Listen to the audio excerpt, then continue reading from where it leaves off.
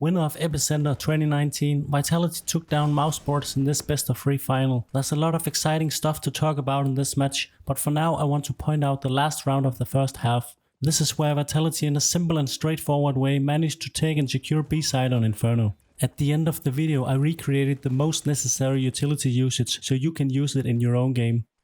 At the start of the round, Vitality don't overextend by going deep into the banana and take unnecessary damage, as they know from the previous round that Mousesports always flash, nade and molly banana. Instead, they let ZywOo throw this clever smoke followed up by a molly and a grenade at car.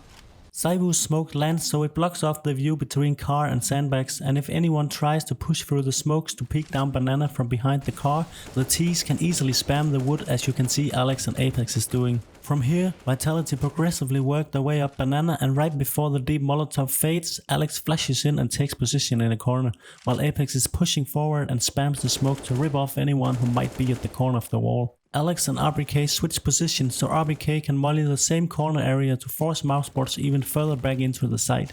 Apex flashes over the wall and ZywOo is perfectly follow Alex to trade him if anyone should be there. While Vitality work their way up banana to set up the execute, Shux makes some noise at mid to take some of the attention away from banana, and by looking at the radar you can see that the Mousesports players playing A is not rotating. As Vitality now have taken full control over the banana, they can calmly line up their utility to make a fast execute. ZywOo is the one that plays the first contact, and it looks like he's not totally prepared for Karrigan staying in that position. From here, things are going fast and many actions are taken in a short period of time, so to keep the overview I will slow down and break step by step what happened. RPK is the first guy to enter the bomb site, and he takes down Frozen, who peeks out from CT right after Karrigan gets killed. His job is to clear the site and make sure that no other Mousesports players is here before he plants the bomb. Apex comes right after RPK, and the two players are going back to back, so they peek in opposite directions. This makes it harder to trade each other, but it wins time by clearing angles simultaneously and will get them faster into after plant positions. The smoke that Apex throws allows him to go deeper into CT and makes it significantly harder for Mousesports to retake the site. He takes an offensive position that gives his teammates more time to act if he gets killed. The angle which ZywOo peeks and kills Karrigan allows him to get fast into a position where he can throw his Molotov at dark. He comes in as the third player and his role is to trade if one gets killed. He shortly scopes in at CT while Apex throws his smoke before he jumps through the coffin smoke to take the afterplant position in construction, where he makes the crossfire with Apex. As ZywOo suddenly killed Karrigan, Shux quickly shifts from lining up a smoke to support his teammates with a flash as they execute into the site. Afterwards, he goes back to banana to hold this off angle if anyone from A should push down from mid.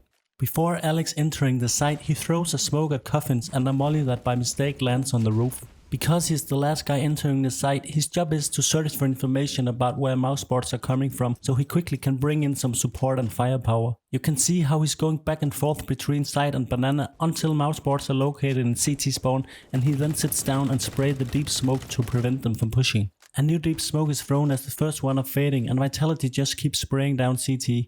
Despite the fact that they molly Apex out of his position, it's far from enough, as Apex just falls back and is able to spray them down through the smoke. The round ends in favor of Vitality, as Mousesports can't push through the choke point without getting sprayed down. On to the utility part. Most of the utility are jump throws, so I really recommend you to make a jump throw bind. I'll put the console command in the description as well as the timestamps for each grenade. First, let's take ZywOo's deep banana smoke. You go into the corner to the right of the stairs and aim at the top of this round grey area, and then you jump throw. The smoke bounces off the bottom of the wall and lands in the middle of the street. As you can see, it totally blocks off the player from peeking down banana unless they are willing to take the risk and push through the smoke. But the risk is in my opinion not worth it, as it's too easy for the T to just spam the wood. On to the next one. This is the Molotov that ZywOo throws at dark. You simply just go into this corner and aim at the middle of the left side of wood and then jump throw. The molly goes straight over the roof and lands so it forces the player out in the open.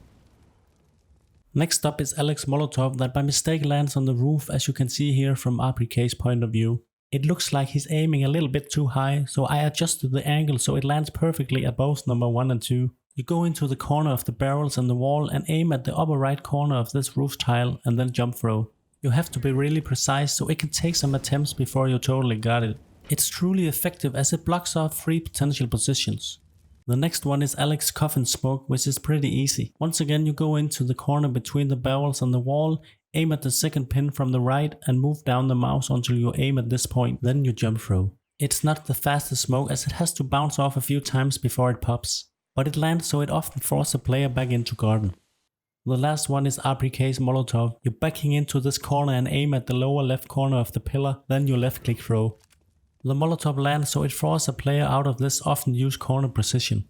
Another possibility is to use the same lineup to throw a nade and potentially make some serious damage. This is it for now. I hope you can use some of the information given in the video and use it in your own game. And don't hesitate to leave a comment and tell me what you think the next video should be about.